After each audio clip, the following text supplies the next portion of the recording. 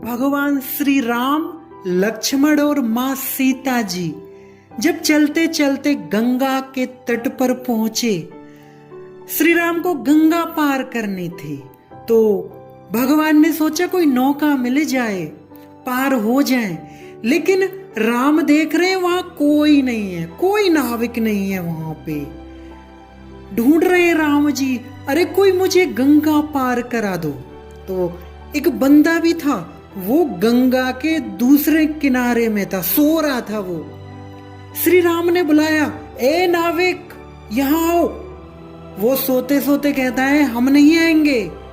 रामायण में लिखा है, मागी नावना केवटुआना, कहाई तुम्हार मरम में जाना। चरण कमल रजा कहूँ सब कहाई, मानो सुकरने मूरी कछु आई।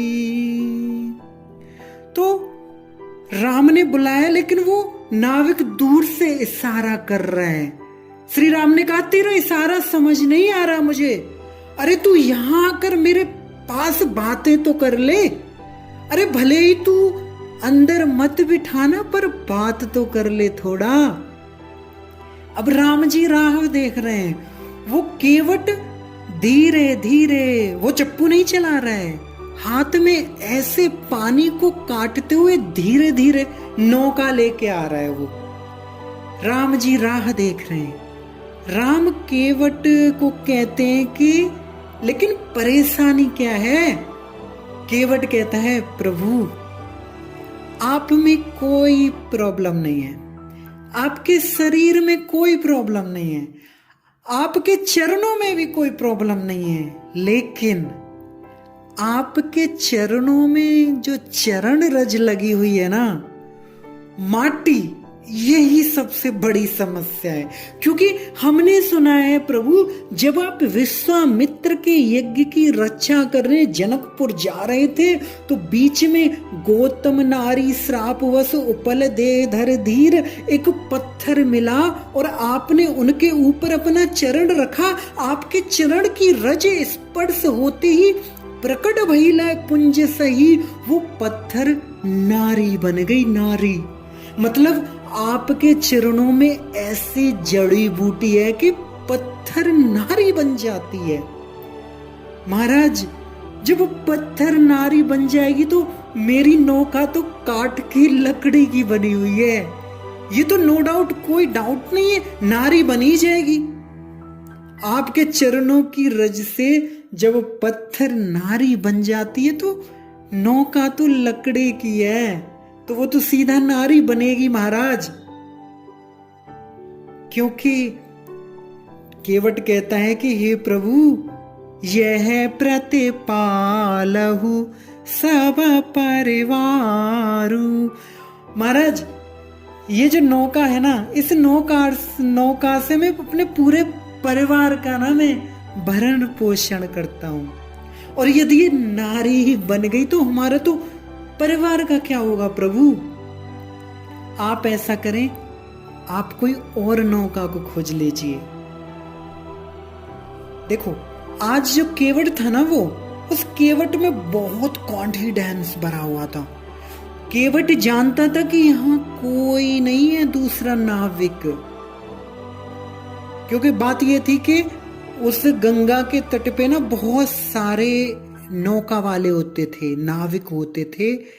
लेकिन अगले दिन ना राम को, उनको रात्रि को केवट को पता चल गया था कि राम जी आ रहे हैं, राम जी इधर से ही आ रहे हैं। तो केवट अपने गांव के जो सरपंच है, सरदार, उनके पास गया और वहां पर उन्होंने ना एक वचन उधार रखा था। मतलब पहले कोई केवट ने कोई काम किया होगा, तो उसने, सरदार ने बोला होगा जो चाहिए वो मांग लो, तो केवट ने बोला था कि मैं समय आने पर मांगूंगा। तो वो रात्रि कोई 12 बजे वो केवट उनके घर पहुंच गया, और उस गांव के मालिक ने जब दरवाजा खोला तो रात को इतने लेट। तो केवट कहता है कि मैंने आपके पास ना एक जो वचन रखा था वो चाहिए। वो सरपंच बोलते क्या चाहिए? बोले कल जो है गंगा के तट पर कल महाराज पूरा जैसे कर्फ्यू लगा दीजिए, वहां कल कोई नौका नहीं आनी चाहिए, कोई नाविक नहीं होना चाहिए वहां पे। तो वो सरपंच बोलता है केवट ऐसा क्यों? केवट कहता है आप नहीं समझोगे महाराज, मैंने कहा था ना जो मुझे चाहिए मैं वो मांग रहा हूं, आप मुझे वो दीजिए। तो सरपंच ने अब तो पूरा ढोल बजवा दिया कि जिन जिन की नौका है वो अपने घर लेकर चले जाएं, नहीं तो मैं सबको दंडित करूंगा। तो सभी ना अपनी नाव ले लेके चले गए। अब तो केवट अकेला था, इसलिए केवट को बड़ा कॉन्फिडेंस था कि केवट कहता है श्री राम को किसी और को खोज लीजिए महाराज।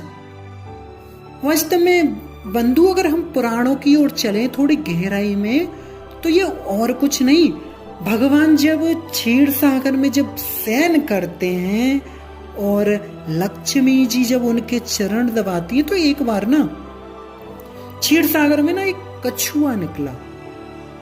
विष्णु तो सो रहे हैं, तो कछुआ सोचता है क्यों ना मैं भगवान को प्रणाम कर लूं, इनके पैर छू लूं। तो जब वो पैर छूने के लिए ऊपर आए तो लक्ष्मी जी ने ना उसे हटा दिया। फिर से वो कछुआ बाहर निकल के आया तो लक्ष्मी ने फिर उसे हटा के इधर कर दिया, जा। बार बार कछुआ भगवान के चरणों को छूना चाहता है, लेकिन लक्ष्मी जो है, लक्ष्मी जी वो उसे छूने नहीं देती।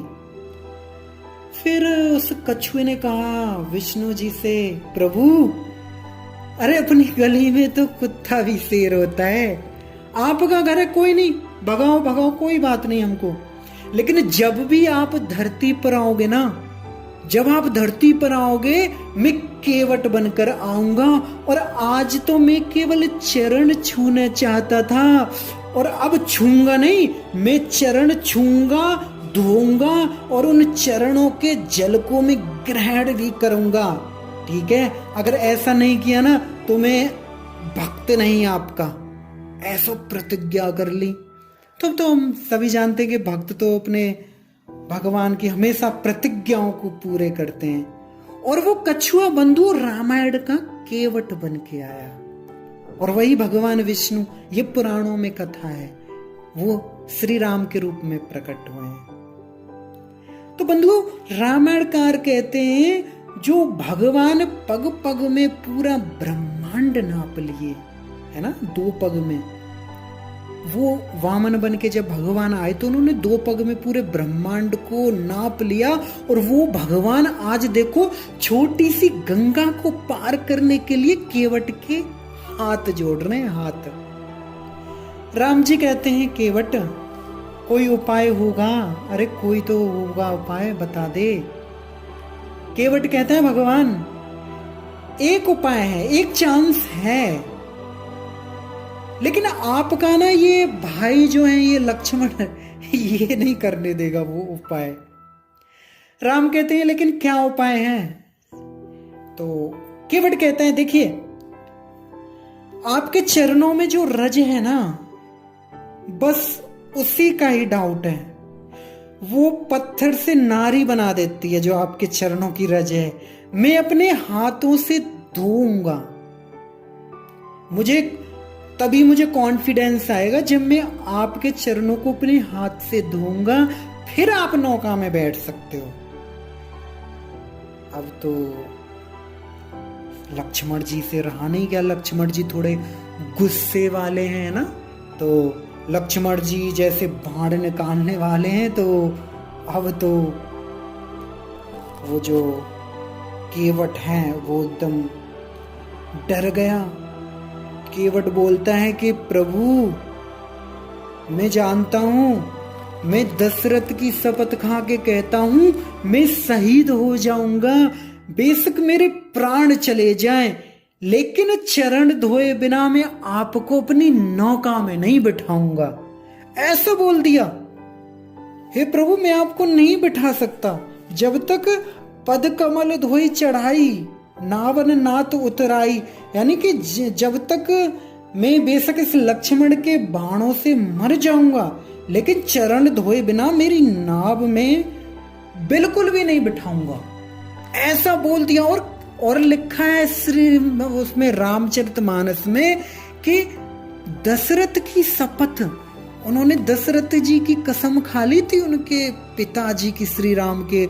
दशरथ शपथ साची कहो, यानी कि कसम खा ली उन्होंने, मुझे दशरथ की कसम है, मैं बिठाऊंगा नहीं जब तक मैं आपके चरणों को नहीं धो लूंगा, आपके चरणों की रज को। राम ने लक्ष्मण जी को शांत किया, धोने देते हैं, क्या प्रॉब्लम है। लक्ष्मण जी कहते ठीक है जल्दी धो ले। केवट ने कहा कि रुकिए महाराज, मैं अभी पानी का पात्र लेके आता हूं मैं। तो केवट जो है दौड़कर अपने घर गया, और देखो वो केवट बुद्धिमान कितना था, लकड़े का पात्र लेकर आया, बोला चरण धोकर इस लकड़े के पात्र को मतलब श्री राम को टच कराऊंगा और बनेगी तो बेटी बनेगी, उसमें कोई प्रॉब्लम नहीं है। अरे छोटा सा है ना, तो छोटी सी बच्ची बन जाएगी, कोई बात नहीं। तो लकड़े का पात्र लेके आया और पानी लेके आया, श्री राम को पत्थर पर बिठाया। केवट ने दोनों चरण पात्र में रखे और अपने हाथों से केवट धोने लगा। रामायणकार कहते हैं भक्तों, अति आनंद उमंग अनुरागा, केवट चरण पखावन लागा। राम जी के चरणों को केवट धोने लगा। आकाश में देवता लोग प्रकट होकर पुष्पों की वर्षा करते हुए अफसोस करने लगे कि हम लोग कितने पढ़े लिखे हैं, हमारे पास कितना दिमाग है, गुरुदेव बृहस्पति से हमने कितना ज्ञान प्राप्त किया है, लेकिन आज गांव का गंवार जो पा गया वो हम देवता भी नहीं पा पाए, है ना। तो श्री राम जी का जब केवट ने एक पैर धोते हैं तो दूसरा मिट्टी में लिप जाता है, पड़ जाता है, लिपट जाता है ना। जैसे एक पैर को धोते हैं तो दूसरा मिट्टी में तो जाएगा ही जाएगा। तो ऐसी स्थिति से जो है वो केवट बहुत दुखी होते हैं। केवट का दुख देख प्रभु श्री राम एक पैर पर खड़े हो जाते हैं। एक पैर पर खड़े होने से राम जी की जब परेशानी देखी तो केवट कहता है, प्रभु आप कब तक एक पैर पर खड़े रहेंगे? जब तक मैं पैर धोता हूं आप मेरे सिर का सहारा ले लें। इसके बाद प्रभु श्री राम ने केवट के सिर पर बंधुओं हाथ रख दिया।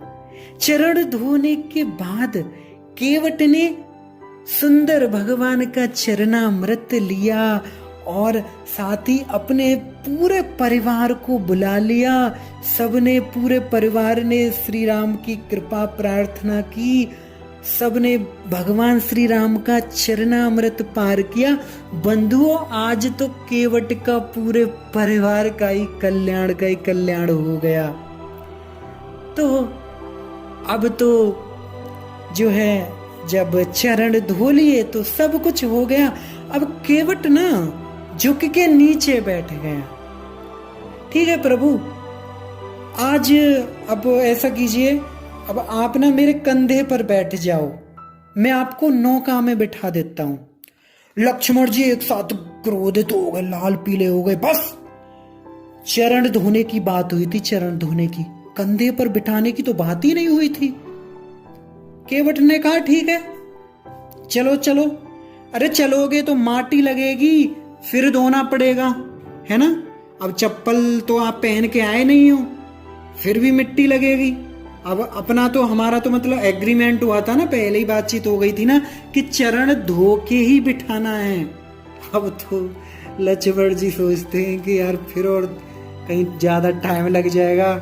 फिर बोलते हैं ठीक है भाई तू बिठा ले बिठा ले। केवट ने अपने कंधों पर श्री राम को बिठाया। बंधु, जो भगवान श्री कृष्ण कल्पांत एतद अखिलम जठरेण ग्रहणम, यानी कि ध्रुव महाराज जी श्रीमद् भागवत में कहते हैं कि कल्प के अंत में जो करोड़ों करोड़ों ब्रह्मांडों को जठर में धारण कर लेते हैं, ऐसे भगवान को केवट ने अपने कंधों पर बिठाया बंधु, उठाकर चलने लगे तो नौका के पास श्री राम को उन्होंने नौका में चढ़ाया। देवी सीता, लक्ष्मण वो भी नौका में सवार हो गए। श्री राम जो है केवट को कुछ उतराई देना चाहते थे। श्री राम के पास तो कुछ था नहीं। सीता जी समझ गई। सीता जी ने क्या किया, अपनी जो अंगूठी है सोने की वो केवट को देने लगी। अब देखो केवट का भाव, देखो भगवान के भक्त का भाव। राम बार बार कहते हैं केवट ले लो ले लो, तब केवट कहता है नाथ आज में काहू न पावा, मिटे दोष दुख दारिद दावा, अब कछु नाथ ना, अब कछु नाथ ना।